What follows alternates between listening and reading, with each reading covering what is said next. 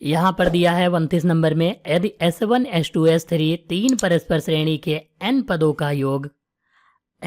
का योग है जिनका प्रथम पद a यानी 1 है तथा सर्वांतर 1 2 3, तो सिद्ध कीजिए S1 प्लस S3 बराबर 2S2। ये हमें सिद्ध करना है।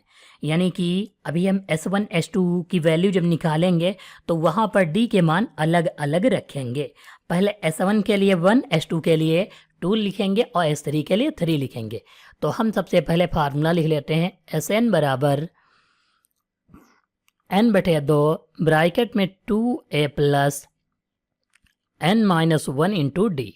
इसके लिए S1 की वैल्यू निकालेंगे तो S1 बराबर, यहाँ पर एक चीज़ समझ लो, प्रथम पद यानी a की वैल्यू दी हुई है, a बराबर 1 दिया हुआ है, ये हम लिखेंगे।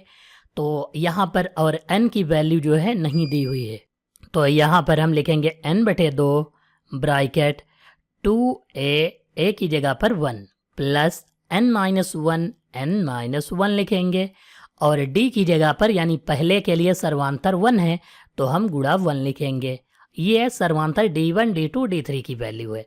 इसको हम सॉल्व करेंगे तो n/2 ब्रैकेट में 2 × 2 प्लस n-1 बच जाएगा। ये क्योंकि 1 से गुणा कराएंगे तो इतना ही रहेगा।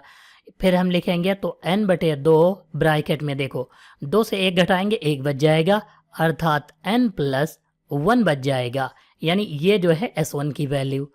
ऐसे ही S2 की वैल्यू निकालेंगे तो n/2 लिखेंगे ब्रैकेट 2 × a की जगह पर 1 प्लस n-1 इंटू d की जगह पर हमको 2 रखना है इस बार, क्योंकि यहाँ पर d2 की वैल्यू 2 है।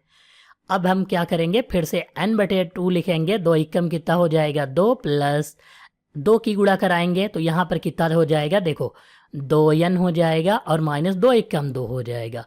2 से ये वाला 2 कट जाएगा तो यहाँ 2n बच जाएगा, अर्थात n/2 गुणे 2n, 2 से 2 कट गया तो n का कितना आ गया, स्क्वायर आ गया।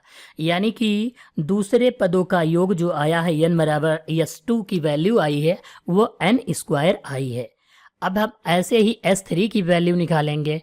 S3 बराबर n/2 सेम रखेंगे, 2a की वैल्यू 1 है 1 रखेंगे, n-1 इंटू डी की वैल्यू यहाँ 3 कहा है तो 3 रख देंगे। यहाँ पर सॉल्व करेंगे n/2, 2 एकम 2 हो जाएगा प्लस 3 की n से गुणा तो 3n, 3 एकम 3 माइनस का हो जाएगा। यहाँ पर लिखेंगे तो n/2 ब्रैकेट 2 से 3 घटाएंगे तो माइनस का 1 बच जाएगा, अर्थात 3n-1 बच जाएगा। ये S3 की वैल्यू हो गई। अब हमको सिद्ध करना है ये, तो ये लिख लेते हैं S1 प्लस S3 बराबर 2S2 लाना है हमको, तो ये हम करेंगे। तो इन दोनों की वैल्यू रखेंगे, सबसे पहले इन दोनों की हम हल करेंगे LHS और लाना कौन सा है RHS। S1 की वैल्यू कितनी आई है n/2, तो लिखेंगे n/2 ब्रैकेट में n+1 लिखेंगे, प्लस लगाएंगे। S3 की वैल्यू कितनी आई है n/2 ये वाली, और ब्रैकेट में 3n-1 आया है तो हम ये लिख लेंगे। अब n/2 दोनों में है सेम तो कॉमन लेंगे। अब कितना बच जाएगा, यहाँ पर n+1 बच गया तो इसे लिखेंगे n+1, ये प्लस लगाएंगे।